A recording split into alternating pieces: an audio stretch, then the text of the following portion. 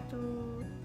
Pada video pembelajaran pertama kali ini, kita akan membahas materi tentang ilmu pengetahuan alam mengenai sistem pernapasan pada manusia. Sudah siap belajar belum?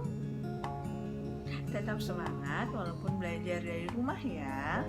Tapi sebelum kita melanjutkan video pembelajarannya, jangan lupa klik tombol subscribe, like, komen, dan share videonya. Yuk, mari kita mulai pembelajaran hari ini. Simak sampai selesai ya.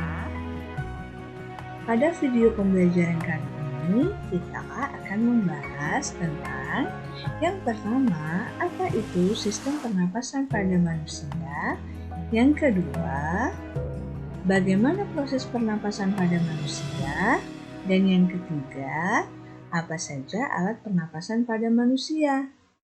Sebelum masuk ke materi, kalian menyadari tidak kalau setiap harinya kalian bernapas tanpa berhenti loh? Tahukah kalian apa saja alat pernapasan pada manusia dan bagaimana proses pernapasan pada manusia? Nah, kali ini kita akan belajar tentang sistem pernapasan pada manusia. Materi yang pertama yaitu sistem pernapasan. Sistem pernapasan merupakan sistem organ yang digunakan untuk pertukaran gas. Sistem pernapasan umumnya termasuk saluran yang digunakan untuk membawa masuk ke dalam paru-paru di mana terjadinya proses pertukaran. Setiap kita bernapas sebanyak 17.000 kali loh.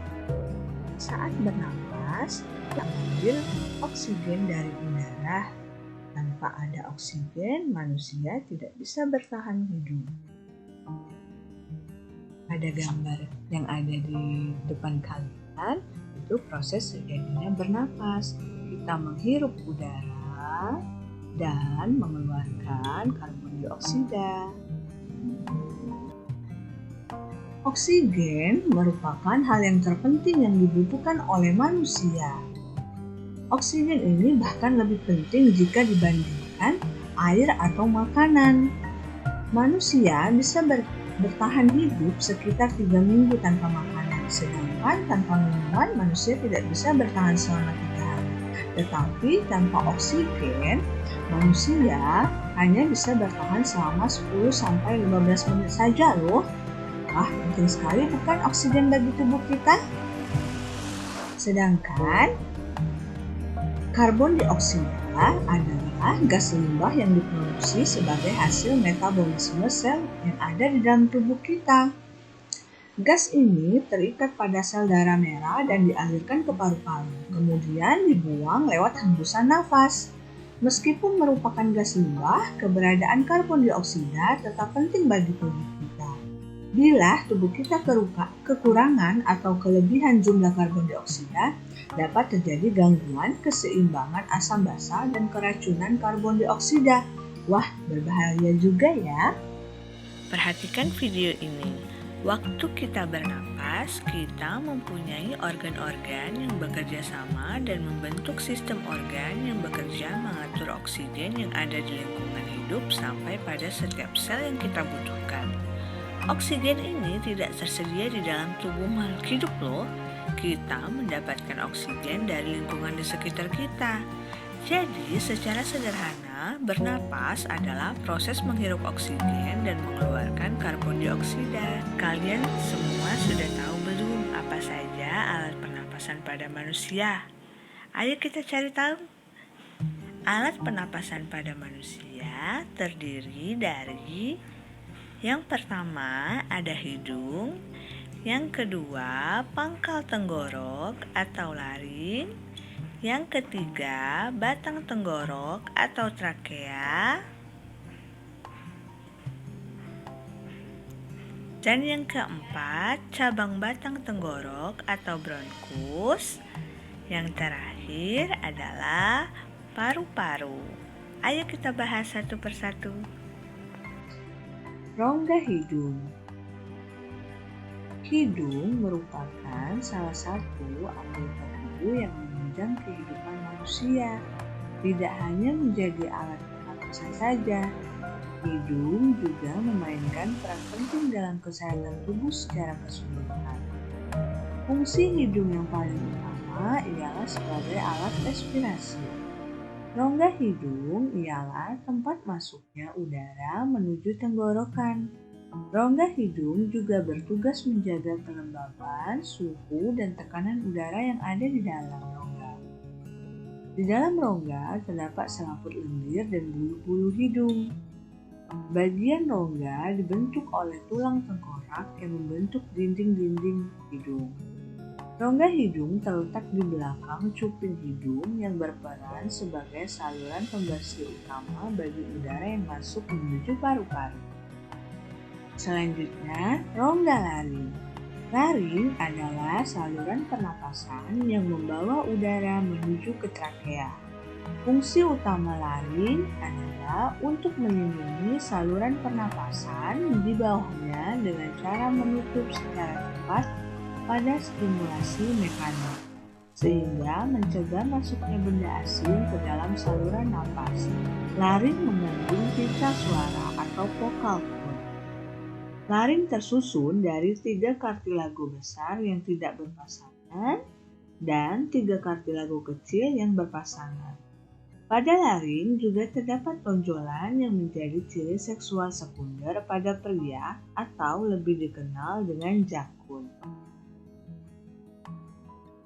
Selanjutnya, batang tenggorokan trakea. Fungsi trakea sangatlah penting dan tidak bisa diremehkan. Trakea adalah tabung udara besar yang mengarah dari laring atau kotak suara menuju ke bronkus atau saluran udara besar bercabang yang memasuki paru-paru. Trakea memegang peranan penting dalam sistem pernapasan manusia. Trakea memiliki panjang sekitar 11 cm dan lebar 2,5 cm. Organ pernapasan atau batang tenggorokan ini terdiri dari otot halus dan tulang rawan yang berbentuk cincin yang fleksibel dan serta kuat. Karena perannya yang sangat penting bagi tubuh manusia, mari kita kenali fungsi trakea. Fungsi trakea yang pertama yaitu mengirim udara ke paru-paru, yang kedua menyaring benda asing, yang ketiga membantu fungsi sistem pencernaan, dan yang keempat membantu batu.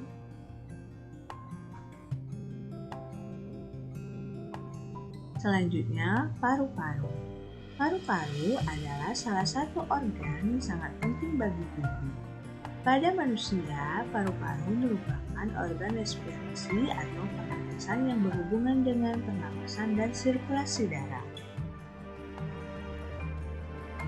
Paru-paru mengambil oksigen dari udara yang dihirup, kemudian masuk ke aliran darah dan didistribusikan ke seluruh bagian sel. Ketika sel bekerja, maka dihasilkan gas buangan yang berupa karbon dioksida yang dilepaskan melalui aliran darah. Paru-paru terletak di bagian rongga dada bagian atas. Bagian paru terbagi menjadi 2, pulmodexter dengan 3 lobus dan pulmosinister dengan 2 lobus.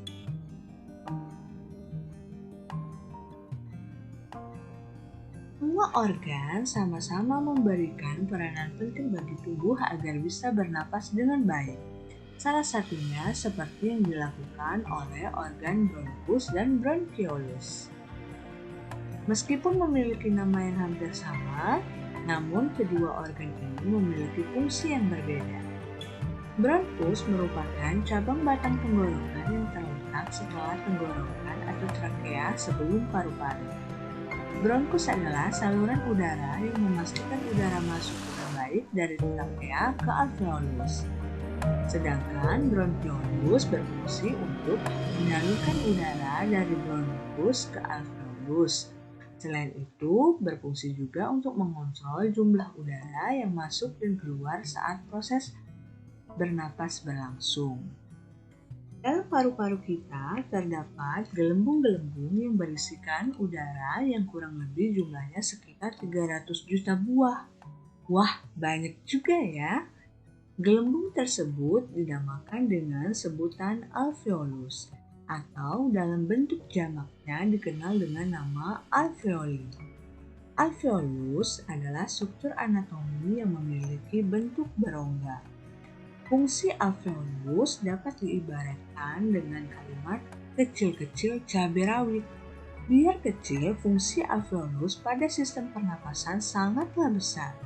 Bentuknya yang mungil ternyata tidak sebanding dengan fungsinya yang sangat dibutuhkan oleh kita. Fungsi alveolus bagi manusia dan proses pertukaran gas di dalamnya. Ketika kita menarik napas, alveolus akan melebar untuk menyerap oksigen. Saat menghembuskan napas, alveolus akan mengecil dan mengeluarkan karbon dioksida. Inilah yang menjadi salah satu fungsi alveolus yang paling utama. Sekarang coba kalian semua bernapas. Pada saat kita bernapas, ada dua hal yang terjadi. Yang pertama, menarik napas. Proses ini dinamakan dengan inspirasi. Selain menarik napas, tentu kita mengeluarkan napas yang dikenal dengan ekspirasi.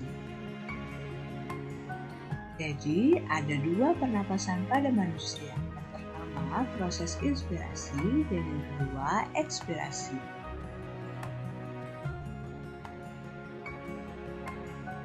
Proses pernapasan inspirasi.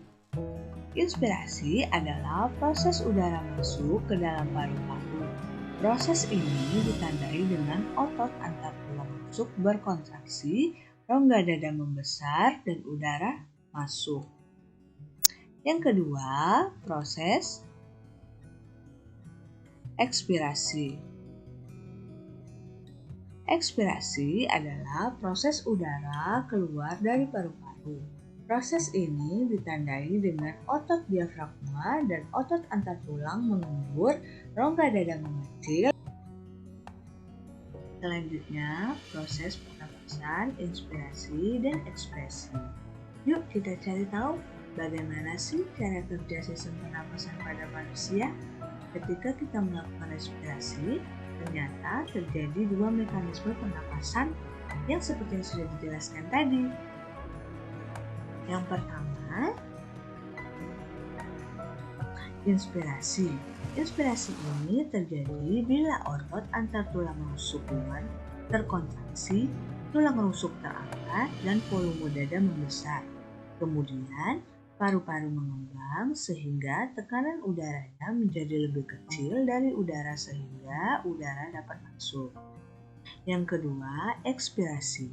Ekspirasi ini terjadi bila otot antar tulang rusuk luar berelaksasi.